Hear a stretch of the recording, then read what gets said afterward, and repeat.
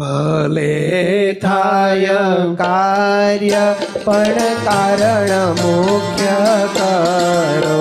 ભલે થાય કાર્ય પણ કારણ મુખ્ય કરો. દેહ દ્રષ્ટિ કાઢી દિવ્ય દ્રષ્ટિ ધરો.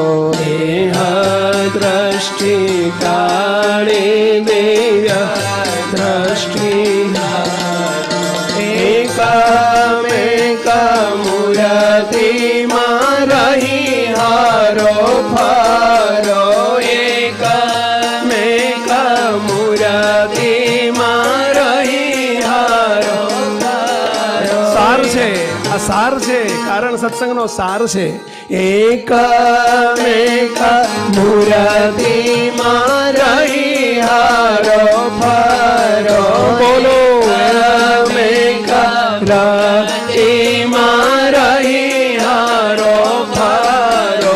સુવર્ણ ઘડી આવી સુવર્ણ ઘડી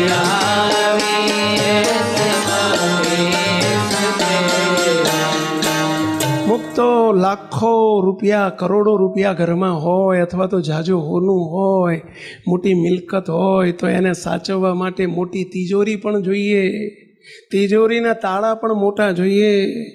પરંતુ તિજોરી કાર્ય છે, કારણ નથી. એ કારણને રૂપિયાને સાચવવા માટે તિજોરી છે.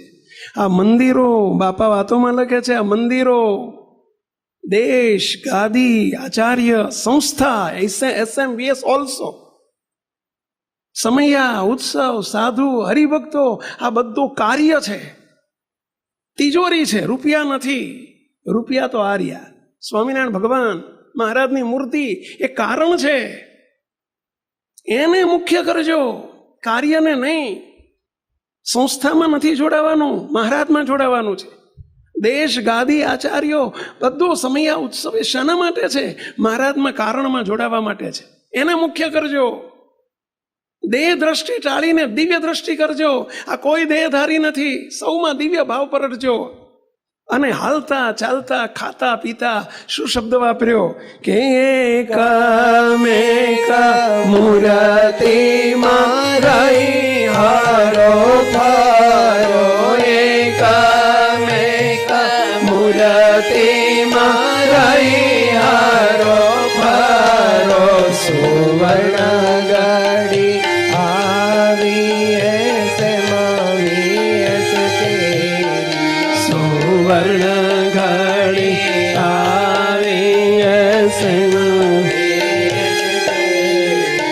મુક્તો આપણે અનેક વખત એક વાત કરી છે. બાપાવાળા કોને કહેવાય? 3 લક્ષણો એનામાં ફરજિયાત જોઈએ.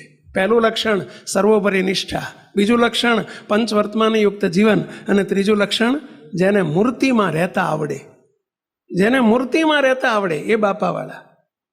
મૂર્તિમાં રહીને હરો ફરો, ખાતા પીતા, હરતા ફરતા, બોલતા ચાલતા. મહારાજે મને ચૈતન્યને અનાદિ મુક્ત કરીને મૂર્તિમાં રાખ્યો છે. બસ મહારાજ બોલે છે, મહારાજ જમે છે, મહારાજ ખાય છે, પીવે છે. મૂર્તિમાં મૂર્તિમાં રહી હારો ફરો. એકમેક મૂર્તિમાં રહી હારો ફરો. સુવર્ણ ઘડી આવી SMVS કેરી. સુવર્ણ ઘડી આવી SMVS કેરી. અને જ્યારે મૂર્તિમાં રહીને હરતા ફરતા આવડે છે ને, એ દિવસે દિવસે પાત્ર થતો જાય, મૂર્તિ રૂપ પાત્ર થતો જાય.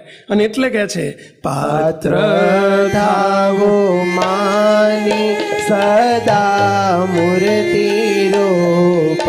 પાત્ર થાવો માની સદા મૂર્તિ રૂપ. તેજો માયા તદાકાર તદરૂપ. તેજો માયા તદાકાર તદરૂપ.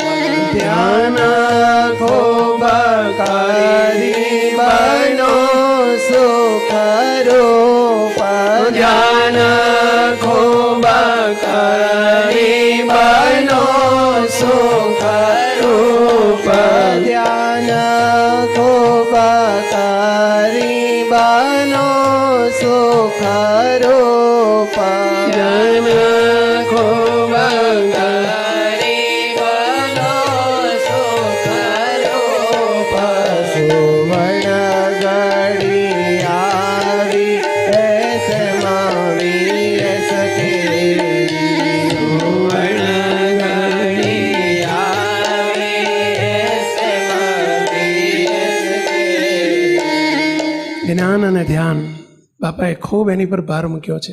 હું હવે દેહ નથી, હું મૂર્તિરૂપ છું, અનાદિમુક્ત છું, તેજોમય છું, તદરૂપ છું, તદલીન છું. એ જ્ઞાને કરીને પછી ધ્યાન કરો, પ્રતિલોમ ભાવે મૂર્તિનું ધ્યાન કરો, ધ્યાન કરો, ધ્યાન કરો. બાપાએ ખૂબ ભાર મૂક્યો. આ સુવર્ણ કાળની અંદર અંગ પાડો, ન હોય તો અંગ પાડો. પ્રોમિસ. ધ્યાન રાખજો કચ્છદાયો.